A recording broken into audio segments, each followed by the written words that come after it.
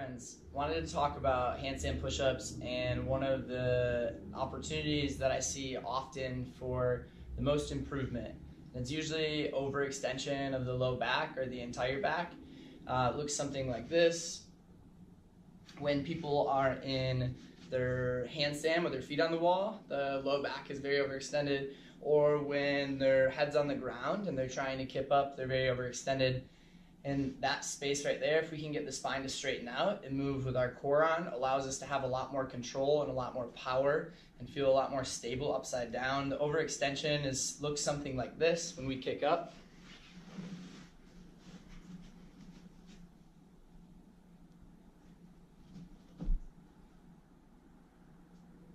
And then lowering down.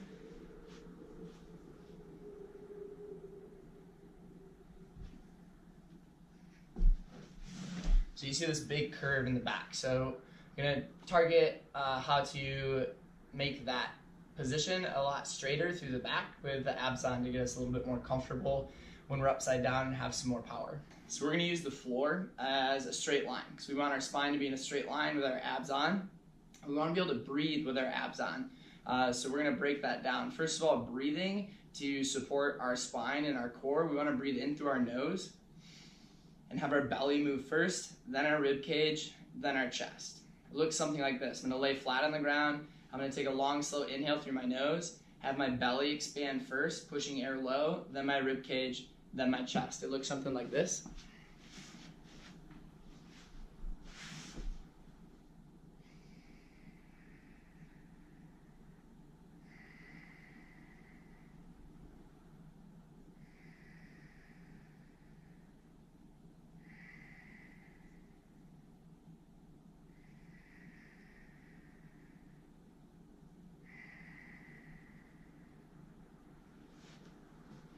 So again, using the floor to make a straight line like we want in our handstand with our feet on the wall and like we want in our tripod with our head on the ground during the handstand push-up.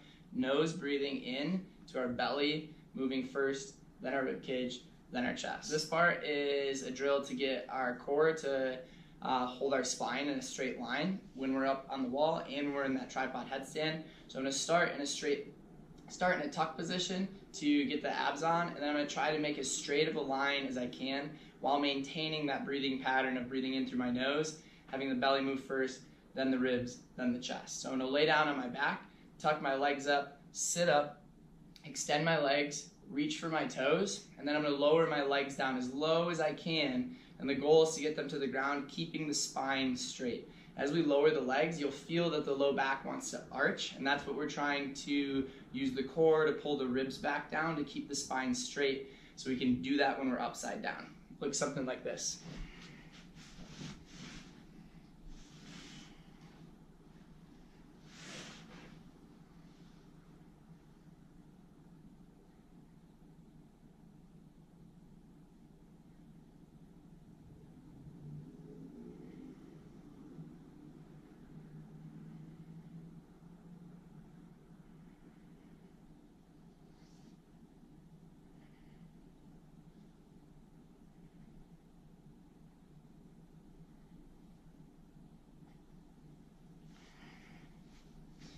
So I've done this a few times. So getting to that position where we're in a straight line, mimicking what it looks like when our heels are on the wall, is very, very tough. So the first time you do this, what you want to do is find the most range of motion you can go through, keeping your spine flat on the ground. So it might look something more like this. I'm going to start in a tuck, extend my legs, and only lower the legs down as far as I can, keeping my spine straight. It'll look something like this.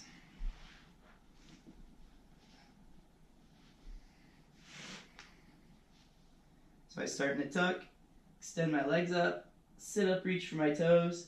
I'm trying to squeeze my legs together, lower my legs down, and as soon as I feel my back arch, I'm going to stop, lift back up, press my back into the ground, and hold. I can play with trying to bend my knees to lower down longer.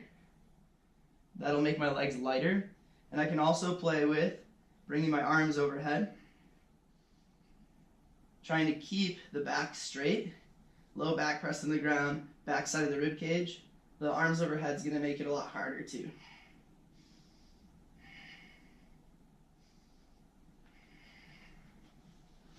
So practicing those two things, just 3 to 5 reps of the breathing pattern, breathing in through your nose, with everything relaxed.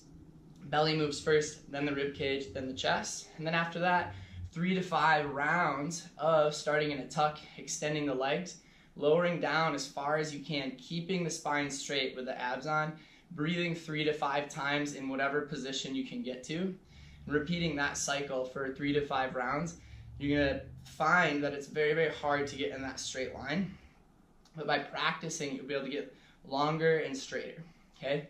If we wanted to take that and make it into the tripod headstand that we lowered down to in our kipping handstand push-up, we would just make that shape on our back. So it would look something like this.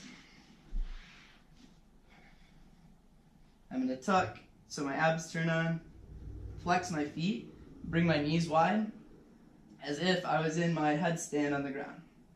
And then from here I can even bring my arms up, bring my head back, and again I'm trying to keep my whole back flat. If I feel my abs turn off, I can sit up further and lower back down.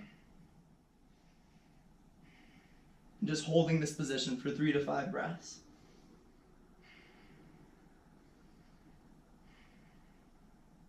And if I wanted to practice my kipping handstand push-up, I could hold a bar or just use my hands, keeping my abs on. Can I take a breath in and hold?